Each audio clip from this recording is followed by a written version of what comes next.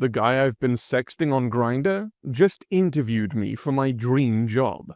Choke me till I can't breathe anymore, Daddy. The blue light of my smartphone cast shadows across my face as I continued typing. Can't stop thinking about you at 1:37 a.m. My 9 a.m. presentation loomed, yet here I was, watching 3 dots pulse as DaddyExec replied, "Tell me exactly where you want them."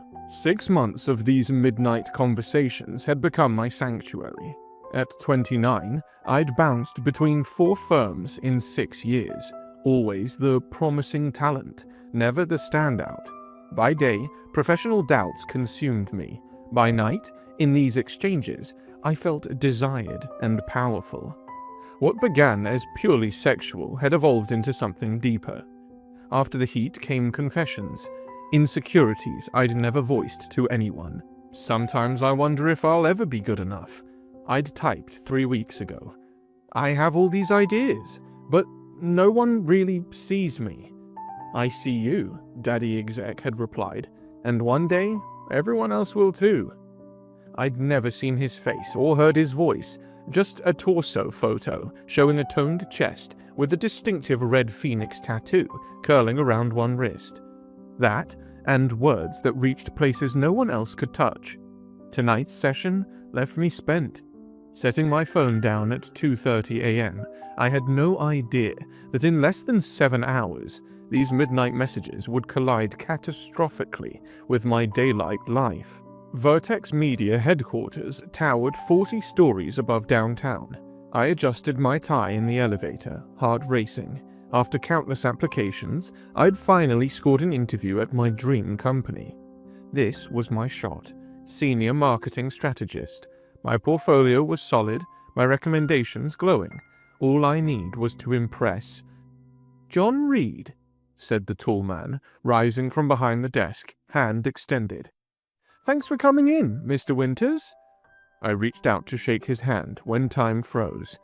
There, wrapping around the CEO's wrist as his cuff pulled back, a red phoenix tattoo, identical to the one in the photos I'd been exchanging messages with last night.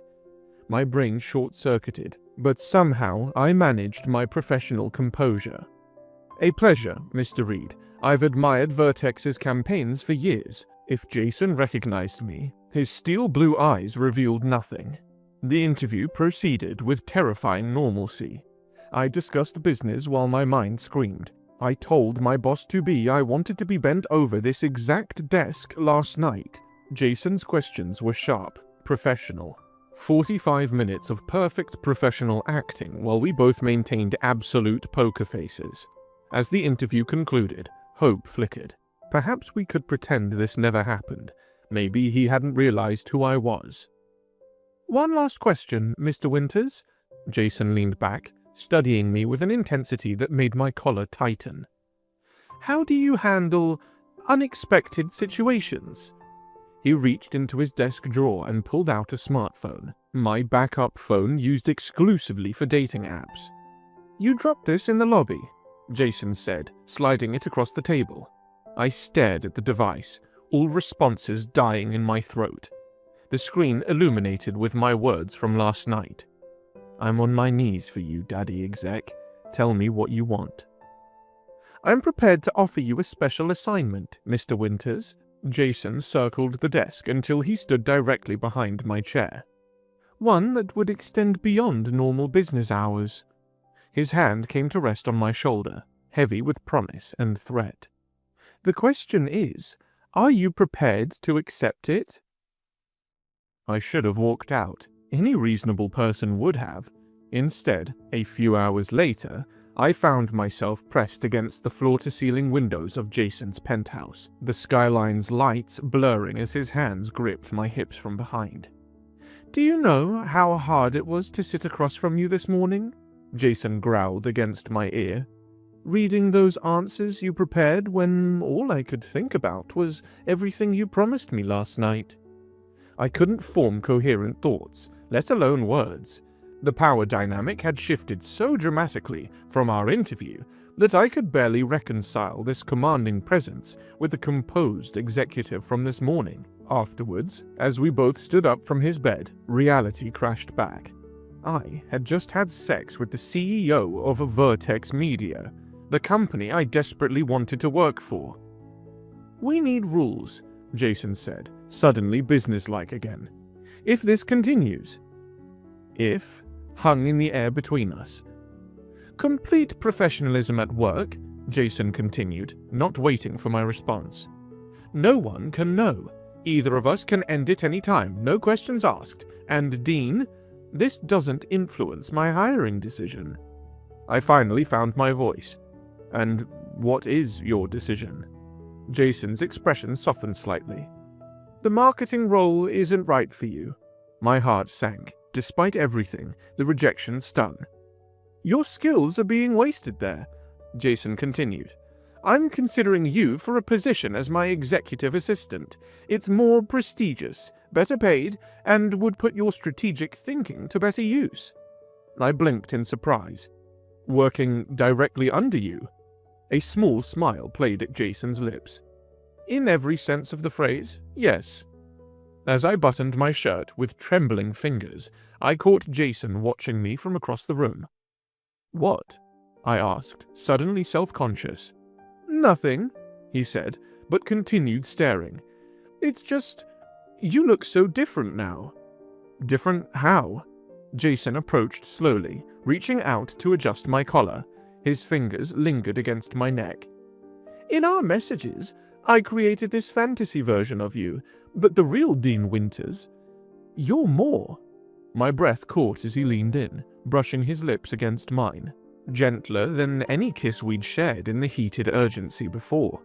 This wasn't desire, it was appreciation. "I should go," I whispered against his mouth. "You should," he agreed, but his hands were already sliding beneath my half-buttoned shirt, tracing patterns that made my skin burn. "But I don't want you to." "The rules start tomorrow," Jason finished, pulling me back toward the bedroom, a smile playing at the corners of his mouth. "Tonight, I'm still learning you." I collapsed onto my couch, still shaking from the encounter with Jason. The phone incident kept replaying in my mind. How did he get my backup phone? I grabbed my bag, dumping the contents onto the coffee table. There was my primary phone, wallet, portfolio, but the hidden inner pocket where I always kept my dating phone was unzipped and empty. A flash of memory hit me. I'd been nervously checking both phones in the Vertex lobby before the interview, when the receptionist called my name. I must have hastily stuffed my primary phone in my pocket while the other one slipped out. I remembered the soft thud, but had attributed it to my portfolio hitting the chair. Jason hadn't been lying about finding it in the lobby, which meant he'd seen my notifications, connected the dots between Dean Winters and his anonymous chat partner, and still proceeded with the interview. The realization made me feel both relieved and more vulnerable. This wasn't a setup. It was by chance. A terrible, wonderful chance. 3 weeks later, I had settled into my role at Vertex with surprising ease. During daylight hours, we maintained impeccable professionalism. Jason was demanding but fair, and I proved myself exceptionally capable. But Jason was already breaking his own rules. Thinking about last night, can't focus on this budget meeting. I glanced at the text, nearly dropping it, but then quickly setting my tablet face down on my desk, glancing around to ensure no one had seen. After an hour, "You drive me crazy," I whispered into my phone, locked in a bathroom stall during a board meeting break. That text was completely inappropriate. Jason's low chuckle came through the line. "You handled it beautifully. No one suspected a thing when you dropped your tablet." After the meeting had resumed, I saw another silenced notification. "I want you right now." "I'm working," I texted back. "Stop it." "Come to the executive bathroom in 5. "No." But even as I sent the refusal, my body was already responding to the command. This game was dangerous. intoxicating, and increasingly difficult to contain. "My place tonight, 7?" Another notification chimed in. I hesitated. Our arrangement had been strictly physical at first, with me leaving immediately after our encounters. Lately, though, Jason had been suggesting dinner, asking me to stay later. "Sure," I agreed, ignoring the warning bells in my head. That night, sprawled across Jason's king-sized bed in his penthouse apartment, I learned the truth about DaddyExec's origins. "Why Grindr?" I asked, tracing the outline of the phoenix tattoo that had become so familiar to his touch. "You could have anyone. Why resort to anonymous hookups?" Jason was quiet for so long that I thought I might have crossed a line. "I never used apps before," Jason said quietly, tracing patterns on my bare shoulder. "Daniel and I were together for 10 years. We met in business school." "Daniel?" I propped myself up on one elbow. "My husband. He died 2 years ago. A car accident. After Daniel died, it was the only way I could connect with anyone." Jason's voice was soft, vulnerable, in a way I had never heard before. In 6 months of conversations, Jason had never mentioned his late husband. The revelation hit me like a physical blow. "I'm so sorry." Jason stared at the ceiling. "Grindr was his idea, actually. We used to joke about what would happen if either of us ended up alone. He said I should call myself DaddyExec because I was, his words, such a fucking control freak in the boardroom." A sad smile crossed his face. "After he died, I couldn't date properly. The app was just release, no emotions, until you." "Until me?" Jason turned to face me. "You were different. You wanted the fantasy, but then you'd talk. Really talk. No one in my life speaks to me honestly anymore. They're too intimidated, or they want something." I swallowed hard. These post-intimacy conversations were becoming the moments I treasured most, when Jason's carefully constructed walls came down, and the man behind the CEO emerged. "I never planned to meet you," Jason continued, "but then your resume crossed my desk, and I recognized your LinkedIn photo from details you'd shared." I sat up abruptly. "Wait, you knew who I was before the interview?" Jason nodded slowly. "I pushed for your application specifically. Your qualifications were excellent, but I was curious." The revelation should have angered me, but instead, a warm feeling spread through my chest. Jason had sought me out, had seen value in me professionally, not just physically. The confession hung in the air between us, too honest to be part of our arrangement, too significant to dismiss. "Stay tonight," Jason whispered against my neck. "Please?" And I did. That night marked a turning point. What had begun as purely physical was evolving into something neither of us had anticipated. I found myself thinking about Jason during meetings, stealing glances across conference rooms, cherishing the rare moments when his authoritative mask slipped to reveal a genuine smile. I was falling in love with my boss, and it terrified me. The autumn company retreat at a mountain lodge was meant to build team cohesion. Instead, it nearly destroyed everything. I had maintained a professional distance all weekend, even as Jason's heated glances followed me during team-building exercises. On the second night, a text lit up my phone. "Meet me in the boathouse, 20 minutes." The wooden structure by the lake was dark and silent when I slipped inside.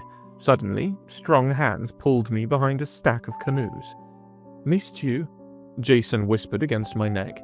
We were so engrossed in each other that neither heard the approaching footsteps until the door creaked open. "Hello?" called Linda Wang, Vertex's sharp-eyed CFO. "Is someone in here?" We froze, half undressed in the shadows. Jason clamped a hand over my mouth as Linda's flashlight beam swept inches from our hiding spot. After a heart-stopping minute, she left, muttering about raccoons. "That was too close," I whispered once we were alone again. Instead of continuing, we sat in the darkness, the mood broken by our near discovery. "What are we doing, Jason?" I finally asked. What happens if we get caught? I'd lose the company, Jason said flatly. The board would force me out for an inappropriate relationship with a subordinate, and you'd be branded as someone who slept his way up the corporate ladder, regardless of your talents. The harsh reality hung between us. All for what? An arrangement that had no future? When we returned to the city, everything changed. Jason became distant at work, scheduling meetings when he knew I had conflicts, communicating through terse emails rather than our usual direct conversations. The withdrawal was unmistakable, and it hurt more than I expected. Meanwhile, Richard Keller, a senior board member with a perpetual frown, began asking pointed questions about my rapid advancement. Seems unusual for someone with your limited experience to have such access to executive decision-making, he remarked during a budget review, eyes cold. Mr. Reid must see something quite special in you. I maintained my composure, but the implication was clear. Suspicions were forming, and Jason's sudden coolness suggested he was having second thoughts about our entire arrangement.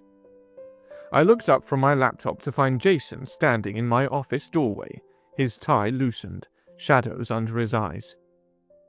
It's almost midnight, he said. You should go home.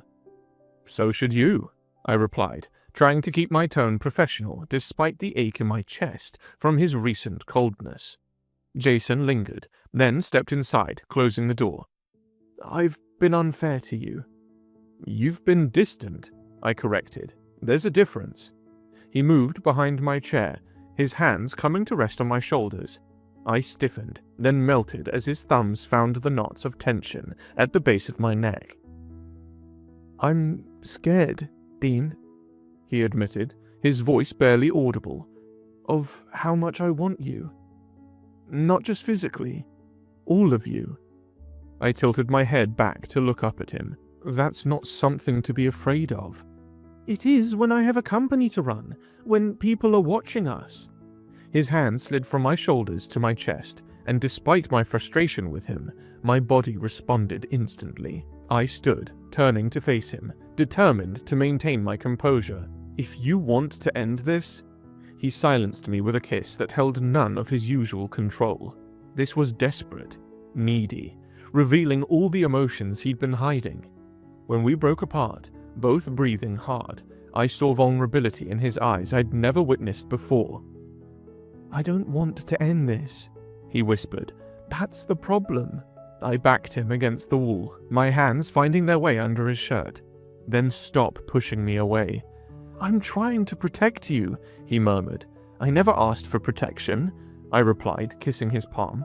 I just want you, the real you, not the CEO, not DaddyExec, just Jason. Crisis struck Vertex in late October when Neurotech, their biggest client, threatened to walk after a disastrous product launch. The marketing team scrambled for damage control while Jason locked himself in conference calls. I, despite being increasingly shut out by Jason, worked through 2 nights developing a counter-strategy. When I couldn't get on Jason's calendar, I emailed my presentation directly to Neurotech's CEO with a note, a different perspective from Vertex. The gamble paid off spectacularly. Neurotech not only stayed, but also increased their contract, and Jason, faced with my undeniable success, did something unexpected. He gave me full credit during the all-hands meeting. Dean Winters' strategy not only saved the account, but strengthened our relationship with Neurotech, Jason announced to the assembled staff. I'm promoting him, effective immediately. The applause was tempered by confused glances. A lot of promotions in less than 2 months. Richard Keller's suspicious scowl deepened. Later that day, I found myself summoned to a small conference room where Jason waited alone. What were you thinking? Jason demanded without preamble. Going directly to the client? I was thinking about saving the account since you wouldn't even look at my proposal. I fired back. You've been avoiding me for weeks. Because this is getting too complicated. Jason ran a hand through his hair in frustration. I'm falling for you, Dean. This wasn't supposed to happen. The words hung in the air between us. "And that's a problem?" I asked softly. "Of course it's a problem.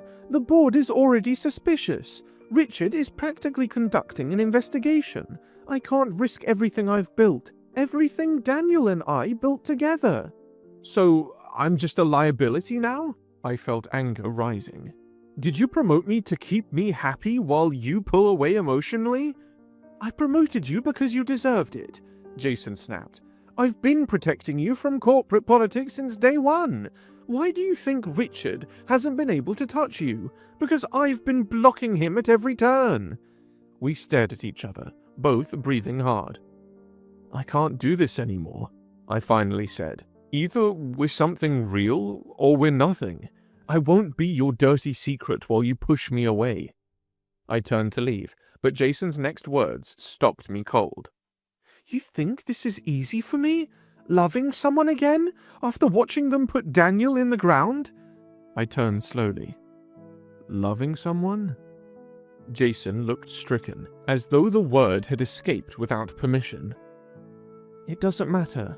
A relationship would destroy both our careers." I noticed Jason frowning at his tablet during our morning coffee at his penthouse. "Something wrong?" I asked. "Possibly. The Philips media contract numbers don't match our projections. 3rd time this quarter." Jason scrolled through the report. "Bradley Thompson is the account lead. But whenever I question these discrepancies, he has plausible explanations." "You don't trust him?" "Let's just say his explanations are too convenient." Jason set down his tablet. "I've asked Jessica to quietly audit all vendor contracts he manages." "Is that why he's been watching me so closely? Last week he cornered me in the break room, asking strange questions about how often we meet outside work." Jason's expression darkened. "He did what? Dean, why didn't you tell me?" "I thought he was just being nosy." A chill ran through me. "You think he's looking for leverage against you?" "If he's skimming from contracts and suspects I'm investigating..." Jason didn't finish the sentence. "Be careful around him. Document everything, and let Jessica know about that conversation." I nodded, suddenly understanding the complex web of corporate politics I'd stepped into. Our relationship wasn't just about us. It was potential ammunition in battles I hadn't even known were being fought. The text came 3 days later, while I was working late in my new office. "Emergency board meeting tomorrow, 9 a.m. They know." My blood ran cold. I tried calling Jason, but it went straight to voicemail. Sleep was impossible that night, as I imagined the worst. Public humiliation, dismissal, my promising career in tatters. The next morning, I arrived early to find Jessica Chen, Jason's legal counsel, waiting for me. "Someone has been monitoring your text exchanges with Jason," she explained grimly. "Bradley Thompson from Business Development. He's threatening to expose everything unless Jason resigns as CEO." "That's blackmail," I said, feeling sick. "Yes, but it's also leveraging a clear violation of company policy." I made my decision instantly. "I'll resign today. Tell Jason I won't let his company suffer because of me." Jessica studied me for a long moment. "I'll tell him, but Dean, I've worked with Jason for 8 years. I've never seen him like this. Not since Daniel." The board meeting was already underway when I entered. Jason stood at the head of the long table, looking uncharacteristically vulnerable. Richard Keller wore a satisfied smirk, while Bradley Thompson sat with crossed arms, radiating smug confidence. "Mr. Winters," Richard said coldly, "how convenient that you've joined us. We were just discussing your unique relationship with our CEO." I straightened my shoulders. "I've prepared my resignation, effective immediately." Jason's head snapped up. "No." "It's the only way to protect the company, to protect you," I insisted. "I don't need protection," Jason said, his voice gaining strength. He turned to address the entire board. "Yes, Dean and I are involved in a personal relationship. It began after his hiring, but before he reported directly to me. I should have disclosed it immediately, and I accept full responsibility for that failure. Richard leaned forward. This is a clear violation of policies I helped write. Jason cut him off. But I won't let blackmail dictate how I run my company or my life. He fixed Bradley with a steely gaze. Mr. Thompson accessed private communications illegally, and he's attempting to use them to force my resignation. That's not just unethical, it's criminal. Bradley paled. You can't prove... Actually, we can, Jessica interjected, sliding a folder across the table.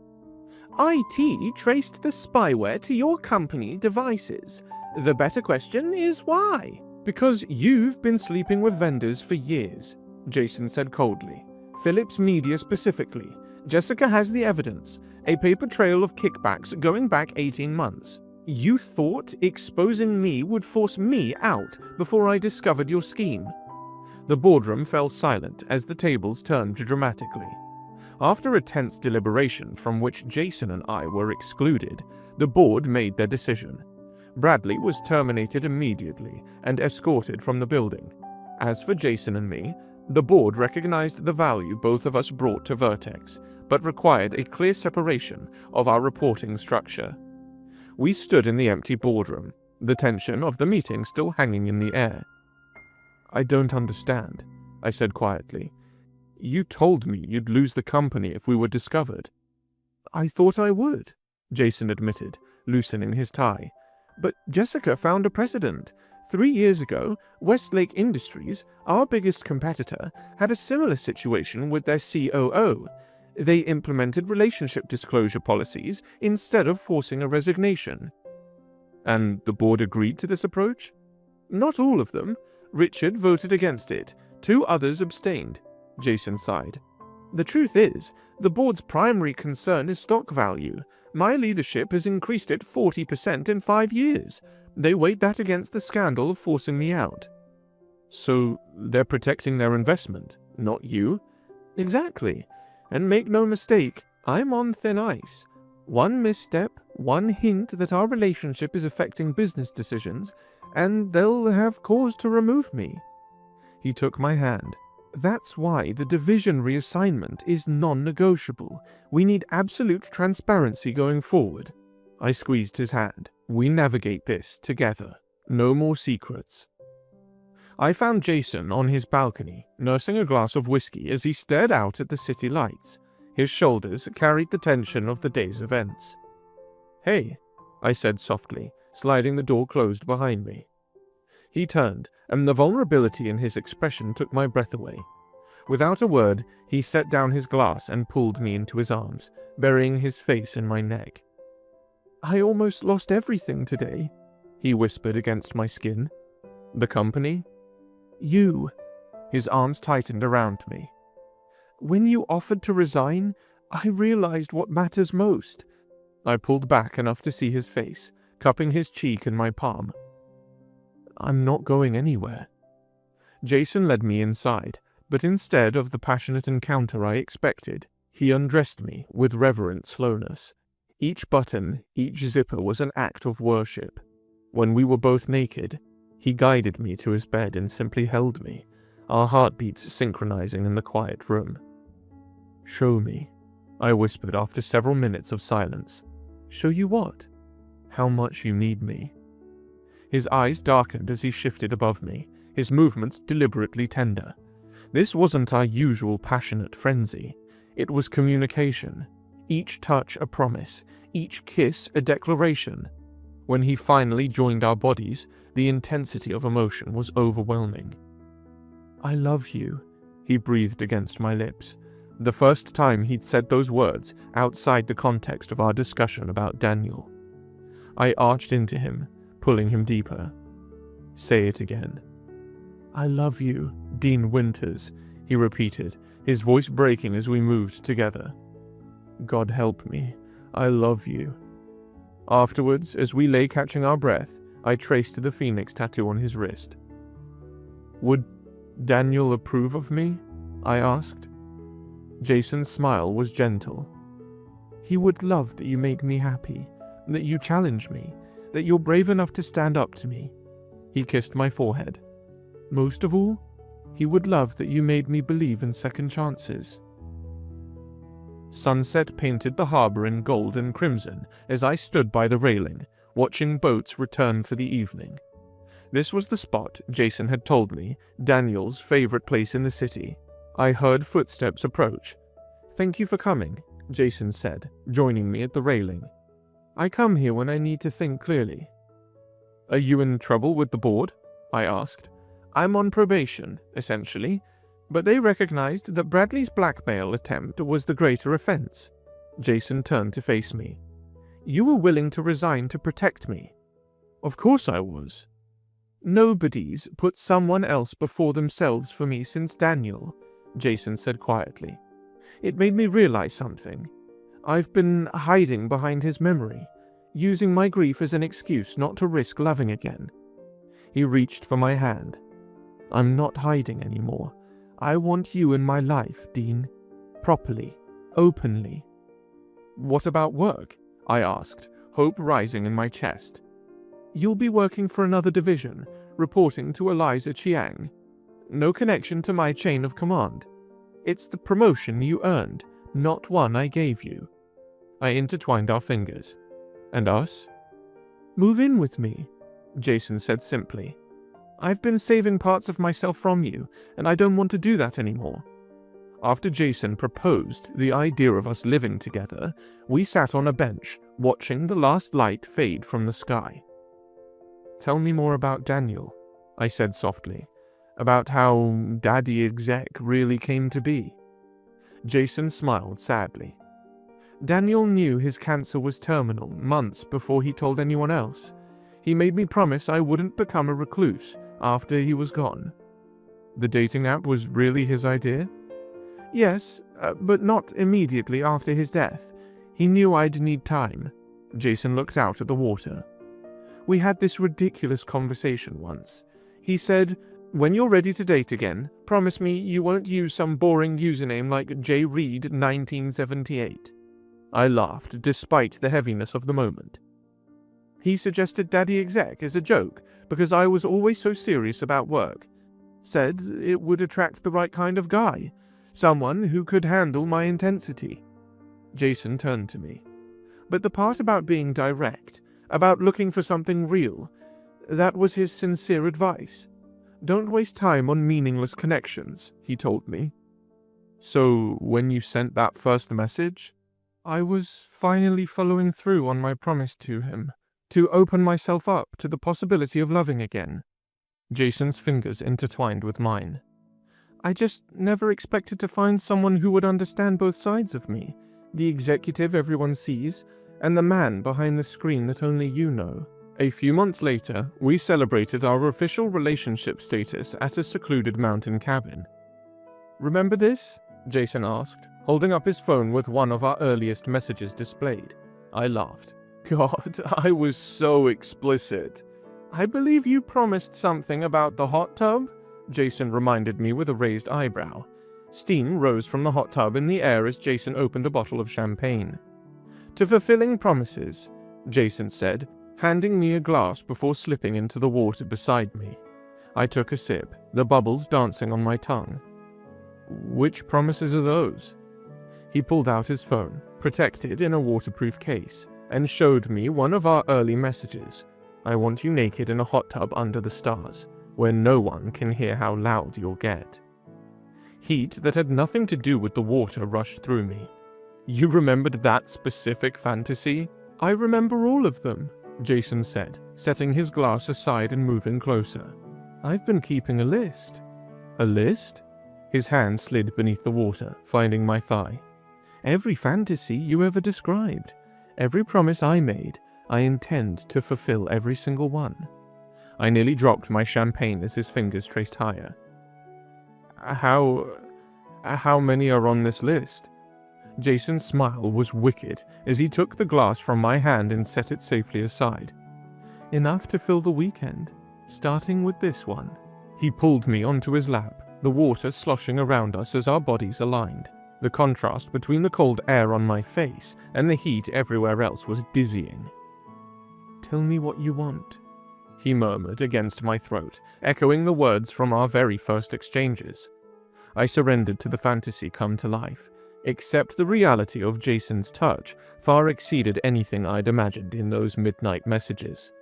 We spent the weekend recreating our most memorable text exchanges. The annual Vertex Media Gala transformed the Natural History Museum into a wonderland of lights and music. I, now successfully leading the creative division for 6 months, circulated among clients with newfound confidence. Jason found me by the dinosaur exhibit, looking dashingly formal in his tuxedo. "Having fun?" Jason asked, slipping an arm around my waist. "Who knew corporate events could actually be enjoyable when you're not hiding from your boss?" I teased. Jason laughed, then suddenly grew serious. "There's something I need to show you." He led me to a private alcove away from the crowd and pulled out his phone, opening our messaging history to the very beginning. "This was my first message to you," Jason said, showing the screen. "Looking for something real behind the screen." "I remember," I smiled. "Pretty bold opener." "It wasn't my idea," Jason said softly. "When Daniel and I talked about me potentially dating after he was gone, he said I should be direct about what I wanted. DaddyExec was his joke, but the username was his suggestion. A way to remember him while moving forward." Jason slipped his hand into his pocket and withdrew a small velvet box. "Daniel wanted me to be happy," he continued, voice thick with emotion. "And I never thought I could be again, until you. Until those midnight messages became morning coffee, and evening conversations, and everything in between." He opened the box, revealing a platinum band with a small phoenix engraved on the inside.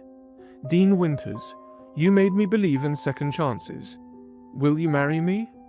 My vision blurred with tears as I nodded, words momentarily beyond me.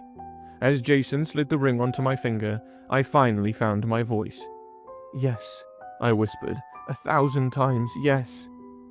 Later, as we swayed together on the dance floor, I glanced at the phoenix on Jason's wrist, the mark that had first connected us across digital space, now a symbol of our unlikely journey from midnight messages to morning promises. "Did you ever imagine, when you first messaged me, that we'd end up here?" I murmured against Jason's shoulder. Jason held me closer. "Not in my wildest dreams, but now I can't imagine being anywhere else." What would you do if your Grindr match turns out to be your boss? Thanks for watching. Consider subscribing to become a part of our Rainbow Force, and stay wholesome.